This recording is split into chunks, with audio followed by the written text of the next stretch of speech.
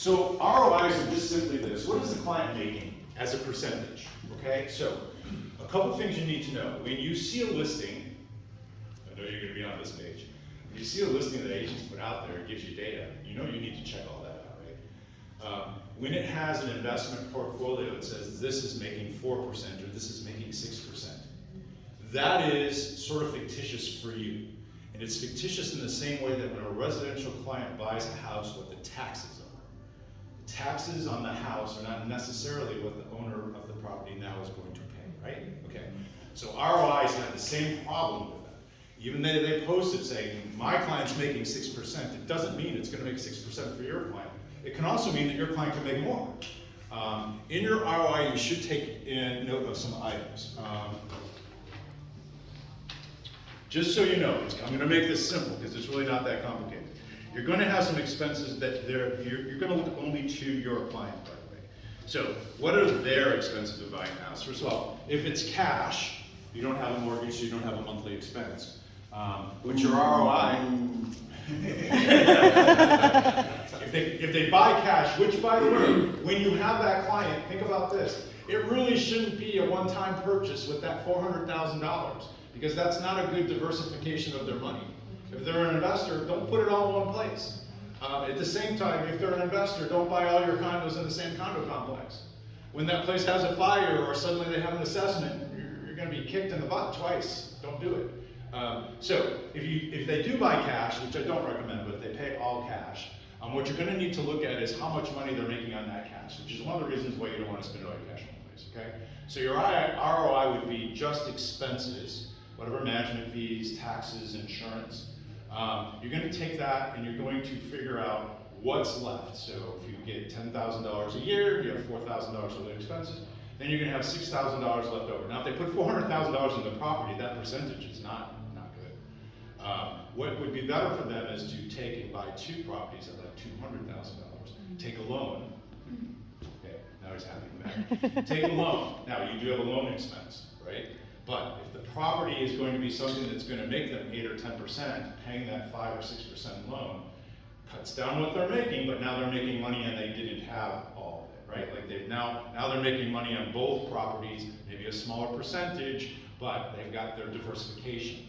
Investment properties, and we can go on about this all day, but you have to remember sometimes it's what money they're making, whatever rent they do, if it's an office or a residence, and the other part should be the property gaining value. So if you only have one, you're only gaining this. If you have two, you got a lot better opportunity, right? Your investor should always have at least two avenues of making money. If they don't go there. If someone's buying something and say, well, I can make a lot of rent, but you know, I don't know, the house is about to fall apart. They only have rent. When the house falls apart, now they got nothing. We saw that a lot in the crash, where people were actually buying pre-construction, hoping that by the time it got done, they could resell for more, and that was business. People were making money at it. But guess what? That's only one way. What happens when all of a sudden no one wants to buy it anymore? Nothing. You don't have a backup plan. So make sure you always have two. So ROIs are really not that complicated. What you're trying to calculate for your client, not for whoever owns the place, for your client is what is the percentage? And frankly, depending upon the client, they're going to want a certain percentage, or they're going to want land over condos, or they're going to want office complexes. That's all things that you're going to have to customize with the person you're working with. A lot of people will come to you and say, I have to have things that are at least 6%. You can sort of calculate those things for your client when you're showing property. What you really can't do is err on what it says in the MLS, okay? I looked at one in here the other day that was like this great ROI. Unfortunately, and you gotta know these rules, he was renting it out as an Airbnb. He had 3 units, all 3 were being rented out. You can't do that in the park. Someone has to live there. The owner has to live someplace, right? So you can say your guy's making all this money, but the bottom line is that's not legal. That's not legal. So you can't sell it to your investor and say, look what you could do, because you're setting yourself up for a big fail when he gets fined for not being able to do that. And then they're going to come to you and say, I can't make the money you told me to. You don't go down that. So make sure that what you're talking about with your client really does exist. And again, we can help you sort of with that. But the ROIs are not that complicated. Just take the expenses away. The balance that they're getting is a percentage of what they put in. Not the loan, percentage of what they put in. Okay? Usually you want to see between 6 and 8% the first year. Okay? All right, any other? Scott, is there like a worksheet out there, that like a templated worksheet where somebody can go in and put, this is how much I'm gonna get in rent, list everything else, and boom, it spits Yeah. out there? Yeah, there's some, again, you can just go on the internet, you can pull up worksheets, there's tons of them there. The worksheet doesn't do you good if you don't understand what you're putting in. So that's the key, right? Make sure you're covering the expenses. Always, please always make sure your investor knows the estimate you've produced for them, and make sure you've covered everything.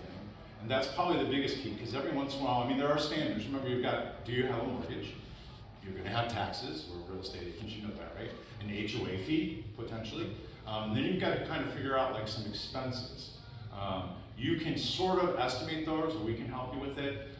What I would recommend, if you have an investor who's very touchy about their percentage, go to one of those home warranty companies that we don't all love. But what they do is help lock down expenses.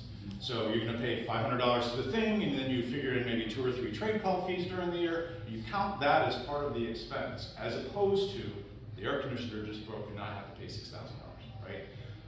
Your investor's not gonna be happy with that. So offer to them that is a program. Now they in their world get to make these choices. We don't, we just give them information, okay? But that really helps lock down, particularly newer investors that are doing the first thing. As you can probably do too, you know, if you have that first time home buyer, we just had one, Hannah. First time home buyer, she's kind of scraping to get into her first home. She's young, but it's a great idea, right?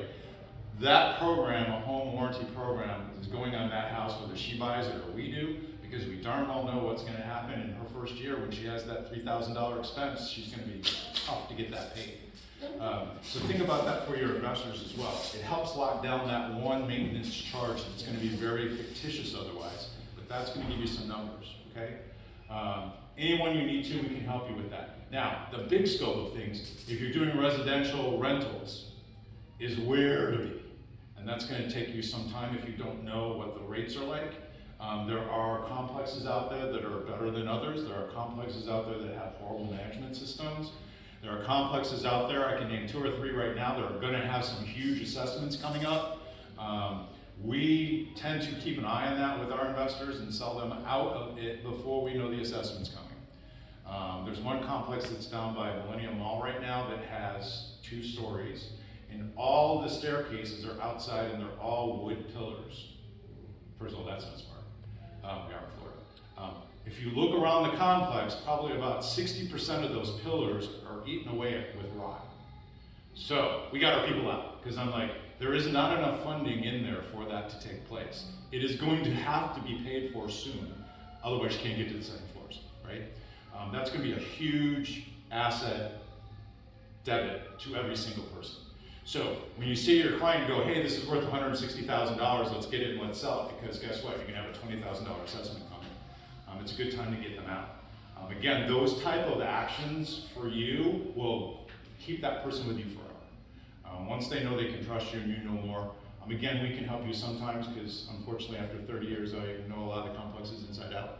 I can tell you where there's like some places that are riddled with termites. And so be really careful where you put it. Sometimes winter, okay, so I'm gonna tell you this one, winter condos in Cimarron, there's one complex out there, it's all wood siding, wood frame.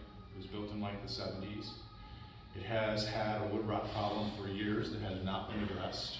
You can go online right now and you can probably get some units in there that look really inexpensive. They are really inexpensive because you're gonna get saddled with a huge assessment soon. So those kind of things you do need to know. That's part of your actual real estate background anyway, is what's the condition of the property. But you need to know that stuff up front. And once you start dealing with the investors, keep an eye on them because you might want to change them up. Okay? All right. Anything else I can help you with? Oh, go. No, that's Are you okay. getting prepared? I'm good. No. Okay, all right. Use the restroom. I don't want to. I can keep busy for a few minutes. Go ahead. Okay. We'll wait for you. Sorry, guys. I didn't know that. I did want to ask about that worksheet we talked about. Yeah. What was it? I can provide you one. Google has a couple different worksheets. Okay. All the worksheets are really going to do for you is sort of line up things. Yeah. So that's not bad. Like, you know, the different categories of expenses and things that you might have. Don't get too much into the weeds, because it could be like, you know, electrical, blah, blah, blah, blah, blah. just sort of The global. Yeah, just make sure that you're always representing to your client that you're doing an estimate for them. Like, this is what I think, this is what I see. Don't give it to them as a fact, because then you put yourself in a potentially bad spot, right? No different than when you're in real estate and you're doing a home inspection. You really don't want to know anything other than what's on the paper, right? So that's kind of the same thing here. You're just giving them an idea. This is really exciting for me, so I apologize. But here's another thing. We have for 100 years had this thing called an intersection. I'm sure he's gonna laugh at me because